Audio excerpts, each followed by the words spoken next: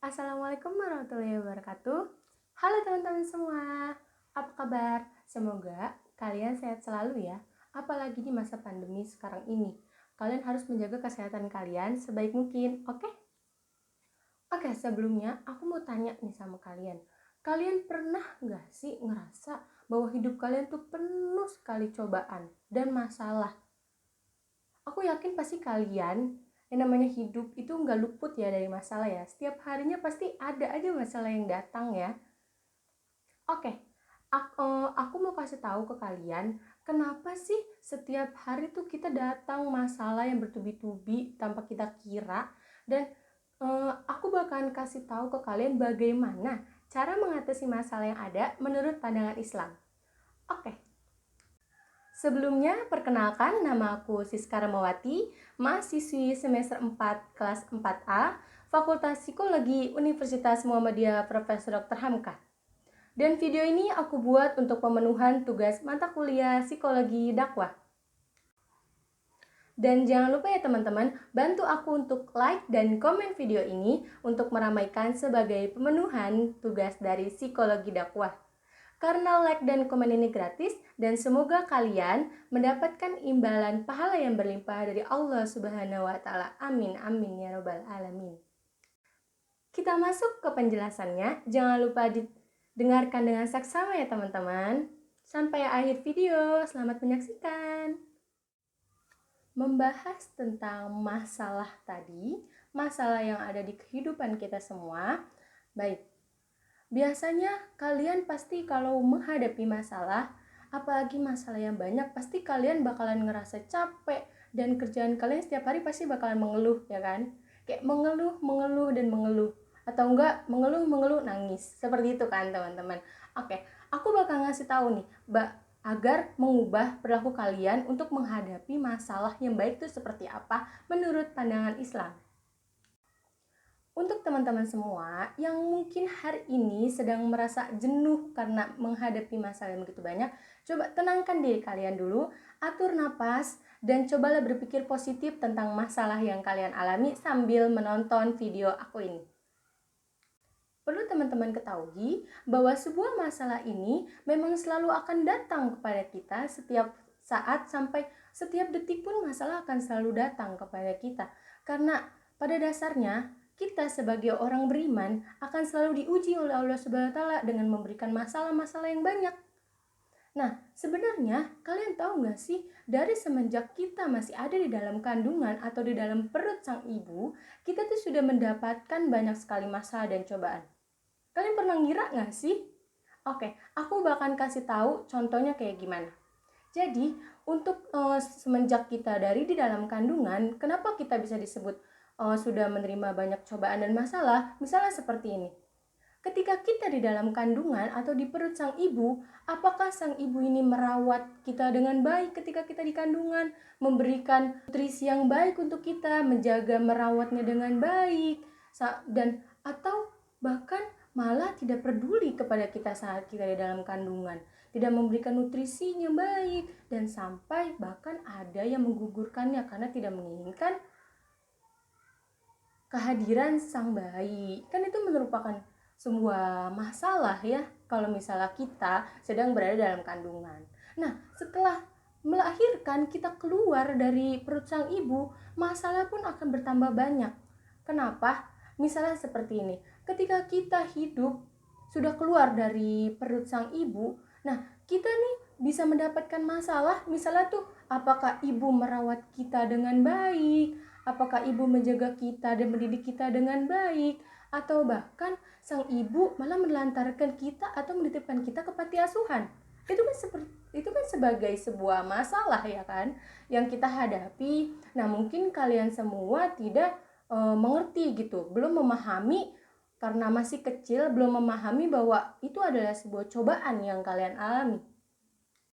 Semakin manusia bertambah dewasa, bertambah usia, masalah ini pun akan terus bertambah seiring berjalannya usia yang bertambah. Nih, misalnya, kalian tahu nggak sih bahwa sebuah masalah ini tuh bukan hanya dalam bentuk keburukan atau keterpurukan, Tapi sebuah masalah dan cobaan ini juga dapat berbentuk dalam sebuah kebaikan. Kalian tahu gak sih? Seperti firman Allah yang artinya, setiap jiwa pasti akan mati. Dan kami uji kalian dengan kebaikan dan keburukan sebagai cobaan. Kepada kamilah kalian kembali. Quran Surah Al-Anbiya ayat 35. Seperti yang sudah dijelaskan di dalam firman Allah tersebut, bahwa sebuah masalah ini bukan hanya berbentuk dalam keburukan, tetapi di dalam kebaikan juga itu bisa menjadi sebuah masalah dan cobaan yang Allah berikan kepada kita. Sebuah cobaan yang berbentuk dalam kebaikan ini dimaksudkan bahwa ketika kita berada dalam kebaikan, kenikmatan yang banyak, kebahagiaan yang selalu gitu, apakah kita akan tetap menyembah dan mengingat kepada Allah Subhanahu wa taala sebagaimana yang telah memberikan kenikmatan tersebut? Nah, itu sebagai ujian dan cobaan kepada kita sebagai orang yang beriman. Berbeda lagi dengan ketika kita mendapat masalah dan cobaan yang berbentuk keburukan yang membuat kita terpuruk.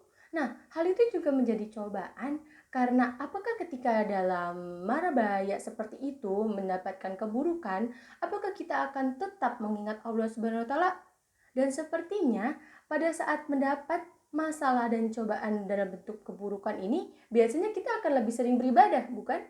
Akan lebih sering berdoa kepada Allah untuk dapat menyelesaikan masalah yang berbentuk keburukan tersebut, ya kan? Jadi lain hal dengan adanya cobaan yang berbentuk kebaikan tadi dan cobaan yang berbentuk keburukan ini. Allah Subhanahu wa taala menciptakan manusia dengan banyak sekali cobaan seperti dalam firman Allah yang artinya, sungguh kami telah menciptakan manusia berada dalam susah payah. Quran Surah Al-Balad ayat 4. Aku rasanya ingin mati saja. Aku capek sama hidup yang terus-terusan kayak gini. Banyak cobaan, banyak masalah. Ngeluh, dan ngeluh. Kalian pasti pernah kan merasakan hal seperti itu. Nah, berpikir sampai sebuah hidup ini tuh udah gak ada gunanya. Karena banyak masalah dan cobaan yang dihadapi, ngerasa capek. Sampai stres, bahkan depresi. Yang pada akhirnya memutuskan untuk memilih jalan pintas untuk keluar dari sebuah masalah dengan bunuh diri. Apakah bunuh diri ini akan menyelesaikan masalah? Eits, tentu tidak teman-teman. Jadi ketika kalian memutuskan dengan jalan pintas dengan bunuh diri tadi, justru akan menambah persoalan yang kalian hadapi. Itu bertanda bahwa kalian lari dari masalah, bukannya kalian ingin menyelesaikan masalah. Jadi, dalam Islam ini tidak mengajarkan seperti itu ya teman-teman. Perlu kalian tahu juga ya teman-teman, bahwa Allah Subhanahu wa taala tidak akan memberikan masalah dan cobaan di luar batas kemampuan kita sebagai manusia. Seperti firman Allah yang artinya, Allah tidak akan membebani seseorang di luar kemampuannya. Quran Surah Al-Baqarah ayat 286. Jadi, kita semua pasti bisa menghadapi serta menyelesaikan masalah yang ada yang kita miliki karena Allah Subhanahu wa taala tidak akan membebani manusia di luar batas kemampuannya. Lalu, mengapa sih Allah memberikan segala cobaan dan masalah kepada hambanya? Oke, terdapat 3 alasan mengapa Allah menguji kita. Pertama, Allah hendak menggugurkan dosa hambanya. Yang kedua, ujian yang datang kerap mendatangkan pahala bagi yang menerimanya atau menghadapinya dengan rasa sabar. Dan yang ketiga, Allah hendak mengangkat derajat hambanya. Nah, itu adalah 3 alasan dari mengapa Allah memberikan cobaan dan masalah kepada kita semua. Nah, ada juga nih tingkatan sikap manusia ketika menghadapi cobaan. Tingkatan yang pertama adalah dengan marah kepada takdir yang telah Allah berikan, masalah-masalah yang telah Allah berikan. Dan perlu kalian tahu ya teman-teman, tingkatan 1 dari perilaku ini tuh perilaku marah ini tuh adalah perilaku yang tidak baik dan tidak dianjurkan oleh Allah Subhanahu wa taala sebagai kita hamba yang beriman dengan menerima masalah yang dihadapi. Nah, tingkatan yang kedua dengan sabar. Nah, sabar ini merupakan hal paling minimal yang seharusnya sebagai kita orang yang beriman melakukan atau menghadapi sebuah masalah. Jadi, dari sekarang coba kita belajar dengan bersabar ketika menghadapi segala cobaan dan masalah yang telah Allah berikan. Nah, yang ketiga adalah ridho.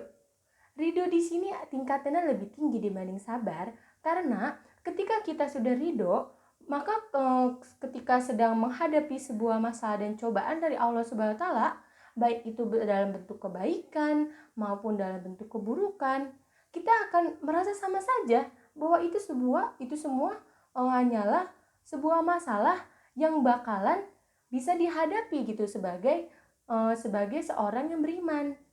Nah, ridho di sini mungkin agak sulit ya teman-teman untuk kita semua sebagai pemula untuk bisa menghadapi masalah yang baik. Tapi setidaknya kita bisa melakukan tingkatan yang kedua tadi, yaitu dengan sabar. Fase kehidupan manusia ini, masalah akan selalu ada teman-teman. Nah, apabila diibaratkan, masalah itu tuh seperti air dan kita manusianya adalah ikan. Nah, ikan tanpa adanya air, ikan pasti akan mati kan? Seperti itulah kita tanpa masalah. Karena jika masalah itu sudah tidak ada, maka berarti kita sudah pergi dari dunia ini. Nah, untuk membantu dalam menjalani hidup kamu dengan baik, nih aku kasih tahu cara menghadapi masalah menurut Islam.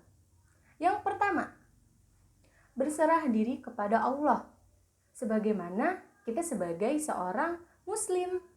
Yang kedua, selalu berdoa dan bersyukur. Yang ketiga, temukan akar dari permasalahan yang kamu alami.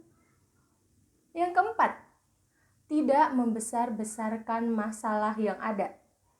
Karena kalau membesar-besarkan masalah yang ada justru bukannya semakin mudah kamu hadapi, malah semakin sulit. Yang kelima, membaca Al-Quran beserta artinya. Karena pada dasarnya membaca Al-Quran ini kan dapat membuat hati kita tenang juga ya teman-teman, agar lebih mudah dan lebih tenang menghadapi masalah. Yang keenam, sholat 5 waktu. Sebagai sebuah kewajiban kita sebagai seorang umat muslim, jadi maka itu sholat 5 waktu ini jangan sampai ditinggalin teman-teman. Yang ketujuh, berpikir positif. Karena ketika kita berpikir positif, kita akan lebih tahu dan lebih mudah langkah apa yang kita hadapi ke depan untuk menghadapi masalah. Yang kedelapan, lihat dari sudut pandang yang lain.